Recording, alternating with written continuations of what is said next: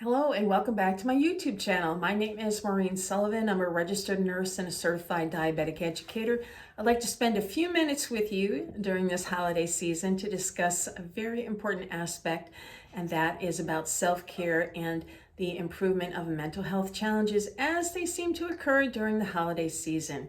First of all, a little disclaimer, this is not a character flaw here. I can assure you that everybody is feeling some level of stress, some level of kind of things being a little bit out of control, and some level of, I'm not sure I'm going to get through the holidays here. And so we have a tendency as a community, as a whole, to kind of overextend ourselves because we're, trying to get the best bang for the holiday buck, if you will. And I'm here to tell you it might not be necessary and it might not help your health in doing so. And so I'm referring to the American Diabetes website here, the American Diabetes Association. Their website is diabetes.org, and they have a very interesting section on mental health. And I think it really applies during the holiday season more so than maybe other times of the year, because everybody has some element of a challenge during the holidays, whether it be good, bad, or indifferent. I don't think anybody is stress-free during the holidays. They may be stressed less and stressed more, but pretty much guarantee nobody is not having any level of stress here, whether it be year-end deadlines at work or year-end appointments or travel plans or entertainment plans or that all-important budget that seems to be going in every direction except down. So it's really important to, one, give yourself some grace here, especially if you're dealing with a chronic medical condition such as diabetes. I can guarantee you the majority of people dealing with any element of diabetes will probably have spikes in their blood sugar during the holiday season here. You can't necessarily control every element of food and drink that you'll come across, especially if you are entertaining or being entertained at somebody else's residence or a party at work, whatever it may be. And so you might have to be checking your blood sugar a little bit more. If you're on insulin therapy, you might find yourself having to take a little bit more insulin than normal. The important thing is to get back on track as soon as you can and give yourself a little bit of grace here. This is not unusual. It's not an outlier. It's more often the norm, but don't go beating yourself up because of that. Also, look at your current schedule and see where, not if, you can carve out some me time, some self-care time, some quality downtime to kind of balance any stress level that may be going on here. I personally think everybody should recognize that everybody is having some element of stress here, and a lot of us are experiencing, grief. We've lost family members and friends during the past year.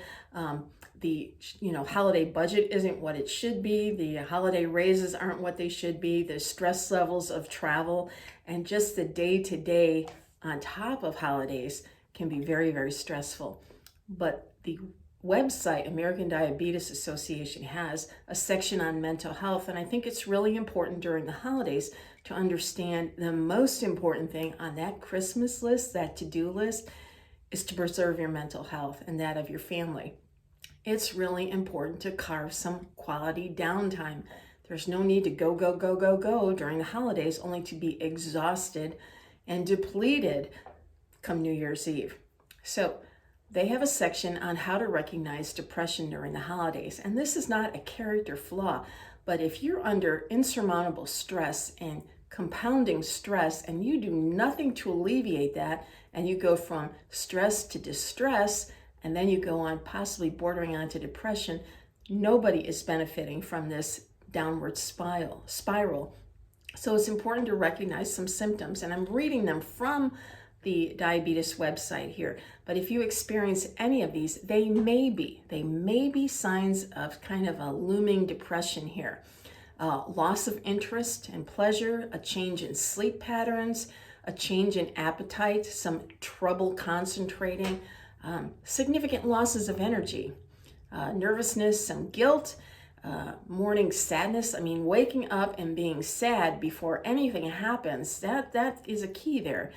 If you suddenly start withdrawing from family and friends and activities at work or at school, it may be a sign that things are getting overwhelming. And although it may be necessary to do some scaling back here, intentionally pushing everything to the side, especially during a holiday season, is kind of a red flag. So if you're experiencing those types of symptoms, seek help. And that is not a character flaw to say, I'm having a hard time to get through the holidays. I guarantee you, we're all having a hard time at some level here.